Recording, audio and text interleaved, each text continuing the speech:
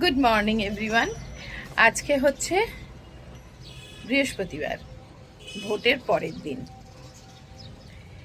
তো আজকে দেখো, কালকে তো সন্ধ্যে থেকে খুব বৃষ্টি হয়েছিল, সারা রাত বৃষ্টি হয়েছিল। আজকে কিন্তু বেশ রোদ ঝলমলে দিন, তাই জন্য আমি কিন্তু সব কাঁচা কেচে ফেলেছি মেশিন চালিয়ে সকাল সকাল। এখন খুব সকাল নয়, এখন 11টা মতন বাজে। তো আজকে আমি আবার বানাচ্ছি বড়া পাও, কারণ সায়নের জন্যে। সেদিন বানিয়েছিলাম, ভীষণ ভালো হয়েছিল খেতে, কিন্তু সায়ন তো খেতে পারেনি, সেই জন্য ওকে আজকে বানিয়ে দেবো। তাই জন্য আজকে দুপুরে আমাদের ওটাই খাওয়া হবে, মানির জন্যে ভাত, কিন্তু আমাদের লাঞ্চে আজকে বড়া পাও। তো তোমরা অনেকেই বলেছিলে যে বড়া পাওয়ের যে চপের মানে আলু মাখাটা, ওটা একটু রেসিপি শেয়ার করতে। তা আজকে অবশ্যই ওটাও রেসিপিটা শেয়ার করব। ঝুমা আমাকে একটু হেল্প করছে। তো চলো শুরু করি। আর হ্যাঁ, আর একটা কথা বলি, সেটা হচ্ছে আজকে বৃহস্পতিবার, কিন্তু জিম্মার আজকে অনলাইন ক্লাস। তো ও অনলাইন ক্লাস করছে। আর সায়ন একটু বেরিয়েছিল ওর বন্ধুদের সাথে দেখা করতে, তা চলে এসছে। এসে এখন ওরও তো অনলাইনে কাজ চলছে, মানে ওয়ার্ক ফ্রম হোম চলছে, তা সেটাই করছে। আর ব্রেকফাস্ট আজকে হয়েছে, সুবীর খেয়ে বেরিয়েছে যেরকম ছাতু, ডিমের পোচ যেরকম খায়, লাস্সি ফাস্সি সব কিছু খেয়েছে। আর জিম্মাও তাই, ডিমের পোচ ছাতু এরকম খেয়েছে, সায়নও তাই, আর আমিও তাই। এবারে লাঞ্চের প্রিপারেশন। তো চলো কিচেনে ঢুকে সবার প্রথম যেটা করতে হবে সেটা হচ্ছে বাসনগুলো আগে ঠিকঠাক জায়গায়, মানে যে যার যার জায়গায় অ্যারেঞ্জ করতে হবে। আর সেটা তো আমি সমস্তটা প্রত্যেকটা বাসন মুছে মুছে তুলতে আমার অনেকটা টাইম লেগে যায়। তো চলো সেটা আগে করে নিই।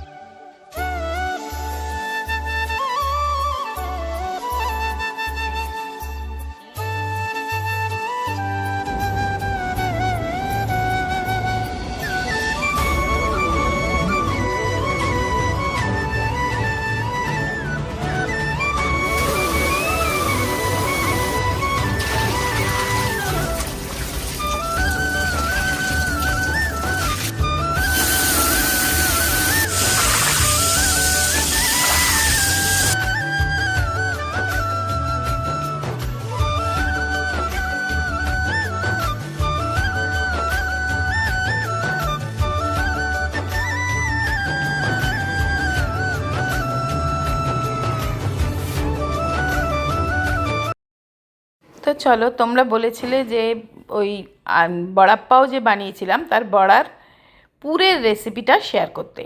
তো দেখো, আলু তো আগে সিদ্ধ করে নিয়েছি, সিদ্ধ আলুটা করে ছাড়িয়ে রেখেছি আগে।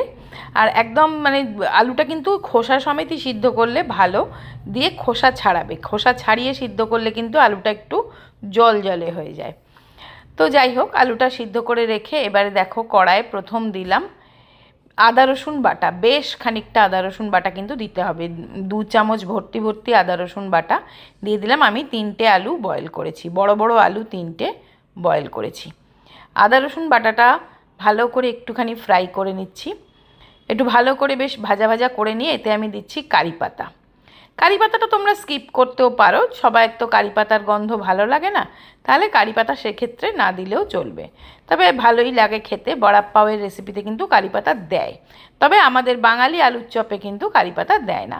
এবার কাঁচা লঙ্কা দুটো দেখো কুচিয়ে কুচিয়ে আমি দিয়ে দিলাম, বেশ বড় বড় কাঁচা লঙ্কা ছিল, আর কাঁচা লঙ্কাগুলো বেশ ঝাল, সেই জন্য এটাকে আমি কুচিয়ে দিয়ে দিলাম। ঝাল ঝাল হলে ভালোই হবে। তো 2-3টে কাঁচা লঙ্কা, যে যেরকম ঝাল খাও কাঁচা লঙ্কা কুচিয়ে দিয়ে দেবে।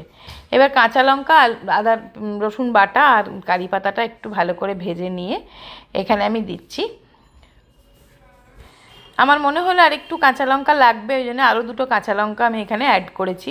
একটু ঝাল ঝাল হলে পুরটা খেতে কিন্তু চটপটা বেশ ভালো লাগবে। এরপরে দেবো ধনে পাতা, ধনে পাতা থাকলে দেবো, নাহলে দেবো না, যাই আর কি। তা ধনে পাতা দিলেও টেস্টটা খুব ভালো হয়। তো এখানে আমি দেখো বেশ খানিকটা ধনে পাতা ধুয়ে কুচিয়ে দিয়ে দেবো, কাঁচি দিয়েই কেটে কেটে দিয়ে দিচ্ছি। ধনে পাতা দিয়ে কাঁচা লঙ্কা, ধনে পাতা, আদা রসুন বাটা আর কারি পাতা দিয়েছি। এই দিয়ে এবার মশলাটাকে কিন্তু একটু ভালো করে কষিয়ে নিতে হবে। মশলা ভালো করে না কষালে কিন্তু কোনো রান্নাই ভালো হয় না, টেস্ট হয় না। তো দেখো ভালো করে এটা কষিয়ে নিচ্ছি। ভালো করে কষে যাওয়ার পর তারপরে কিন্তু আমি দেব একটু লঙ্কার গুঁড়ো স্বাদ হওয়ার জন্যে, আর একটু হলুদ গুঁড়ো। তো এবার লঙ্কার গুঁড়ো হলুদ গুঁড়ো দিয়ে আবার একটুখানি নাড়িয়ে নেব। আর একটু কাশ্মীরি লঙ্কার গুঁড়োও দিয়েছিলাম। আর অবশ্যই নুন দিতে হবে। এবারে দেখো সেদ্ধ করে ছাড়িয়ে রাখা আলুটা আমি এখানে দিয়ে দিলাম। এবারে আলুটাকে ম্যাশ করে নিতে হবে। আলুটাকে আমি কড়ার মধ্যেই ম্যাশ করছি। ভালো করে ম্যাশ করে নিতে হবে, যে আলু ম্যাশার যে থাকে সেটা দিয়ে ম্যাশ করছি। আর যদি এটা না থাকে তাহলে আগে ম্যাশ করে নিয়ে তারপরে দেওয়া যেতে পারে। মানে আগে আলুটা চটকে হাত দিয়ে যদি করতে হয়, হাত দিয়ে চটকে নিয়ে তারপরেও দেওয়া যেতে পারে।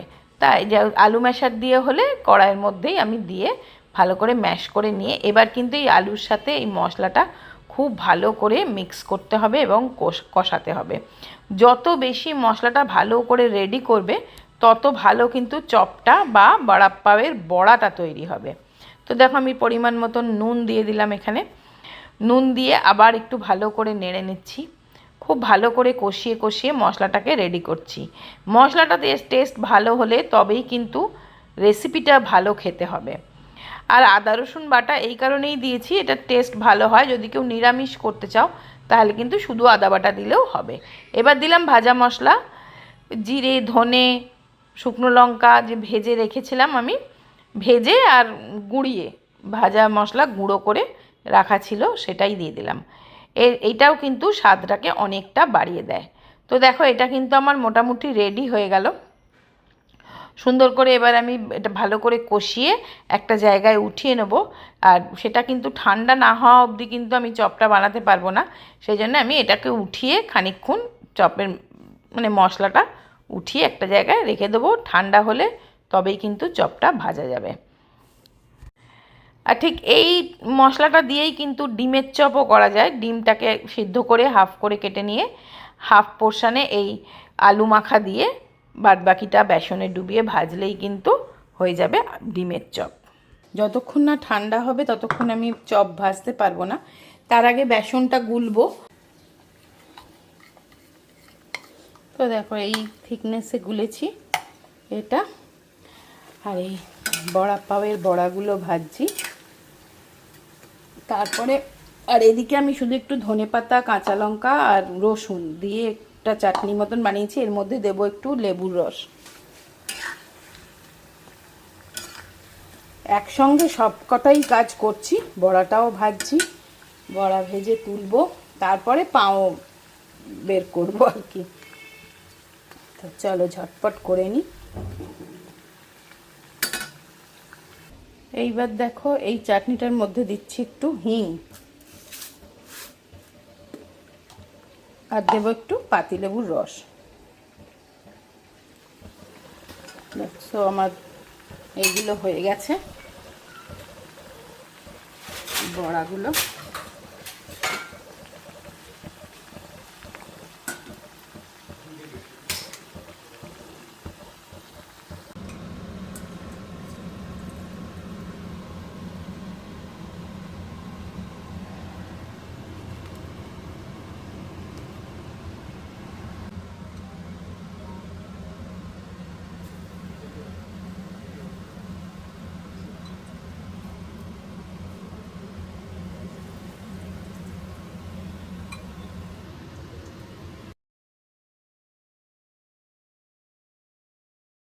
চলো একটা শুকনো চাটনি বানানোর জন্য বেসনের গোলাটার থেকে এইভাবে অল্প অল্প দিয়ে দিয়ে আমি একটুখানি ক্রিস্পি করে ভেজে উঠিয়ে নিচ্ছি। দেখো এইভাবে বুন্দি যেরকমভাবে দেয় ঠিক সেইভাবে দিয়ে দিয়ে, সেরকম কোনো শেপের দরকার নেই, যেরকম হলেই হবে। যে বেসনের গোলাটা ছিল সেটার থেকেই এইভাবে অল্প অল্প করে দিয়ে দিয়ে ভেজে নিচ্ছি। এটা কিন্তু একদম ক্রিস্পি হয়ে যাওয়া অবধি ভাজবো। তারপরে এগুলোকে মিক্সিং জারে নিয়ে ঠান্ডা করে একটু রসুন, একটু নুন, একটু লঙ্কার গুঁড়ো দিয়ে মিক্স করে নেব। সেটা হবে শুকনো চাটনি। এবার দেখো যে পাওগুলো আমি গরম করে নিয়েছি মাইক্রোওভেনে। তারপরে এই যে গ্রিন চাটনি বানিয়েছিলাম সেই গ্রিন চাটনিটা আগে লাগিয়ে নিচ্ছি। গ্রিন চাটনিটা ভালো করে লাগিয়ে নেবে। যদি কেউ টমেটো সস খেতে চাও তাহলে টমেটো সসও মিক্স করে নিতে পারো।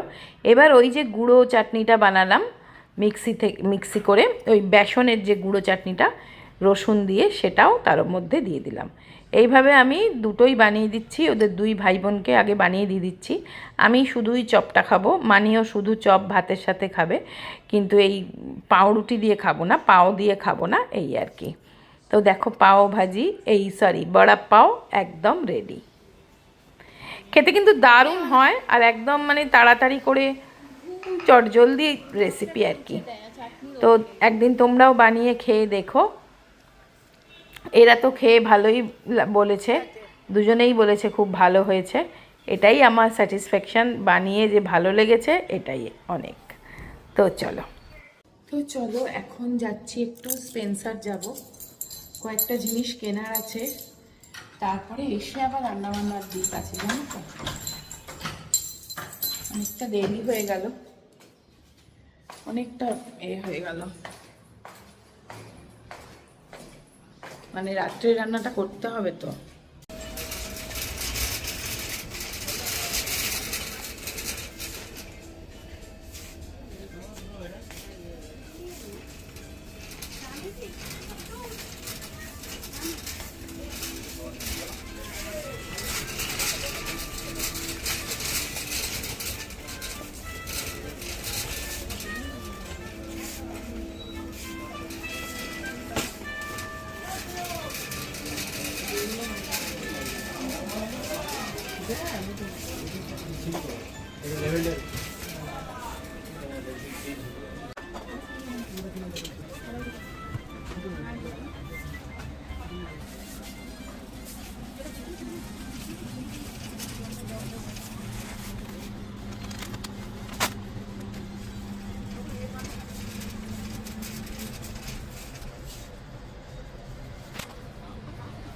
স্কচ ব্রাইট,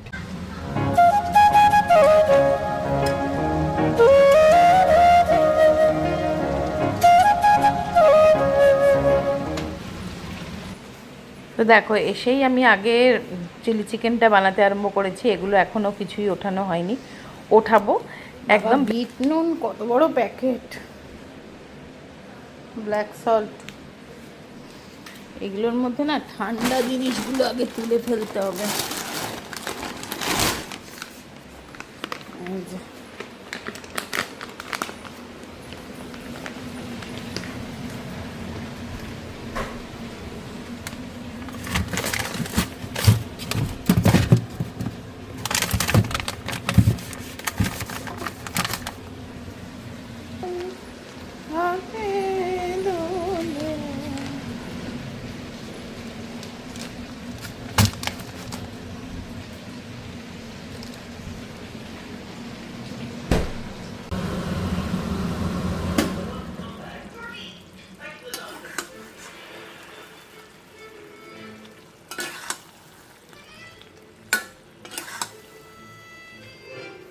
তো চলো চিলি চিকেনটা রেডি করে রাখলাম, রুটি করে নিলেই হয়ে যাবে। এবার আমি আর সুবীর যাব একটু, আমাদের এখানে পাশেই একটা হনুমান মন্দির আছে, সেখানে একটু যাব। তো চলো ওদের জন্য একটু পাস্তা বানিয়ে দিয়ে যাই। তো পাস্তা দেখো আমি বয়েল করতে বসিয়ে দিয়েছি। আজকে একদম শুধুমাত্র পেঁয়াজ আর কাঁচা লঙ্কা আর একটু গাজর দিয়ে পাস্তাটা বানাবো। তো এই পাস্তাটা হচ্ছে ম্যাকারনি পাস্তা, আর এটা হচ্ছে আমি বানাচ্ছি সেটা না দিসানো হোল হুইট পাস্তা। এটা দুরুম হুইট থেকে তৈরি, কোনো রকম কালার বা প্রিজারভেটিভ কিছু থাকে না, যার জন্য কিন্তু এটা টেস্টি প্লাস হেলদি। আর এটা যেহেতু ময়দা থাকে না, সেই জন্যই বেসিক্যালি হেলদি। আর এর মধ্যে কোনো রকম এক্সট্রা অ্যাডেড কালার বা প্রিজারভেটিভ কিছুই থাকে না। তো দেখো এটা দিসানো হোল হুইট পাস্তা। তো এটা বানিয়ে ফেলছি আমি। এটার জন্য আমি একটুখানি গাজর আর একটু পেঁয়াজ চপ করে নেব। তার জন্য আমি ইউজ করছি এই আগারোর ভেজিটেবল চপারটা। এটা দিয়ে নিমেষে চপ করা যায়, মানে হাতে চপ করতে গেলে যেরকম টাইম লাগে, এটাতে কিন্তু খুব চটজলদি ভেজিটেবলসগুলো একদম ফাইন চপ হয়ে যায়।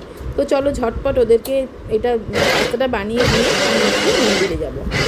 আর এই ভেজিটেবল চপারটার স্টেনলেস স্টিল ব্লেড, খুব হাই কোয়ালিটির প্লাস্টিক দিয়ে তৈরি, আর ব্লেডগুলো খুবই ভালো কাজ করে। দেখো ওপর থেকে সুইচ টিপলেই কিন্তু এটা সুন্দরভাবে চপ হয়ে যায়।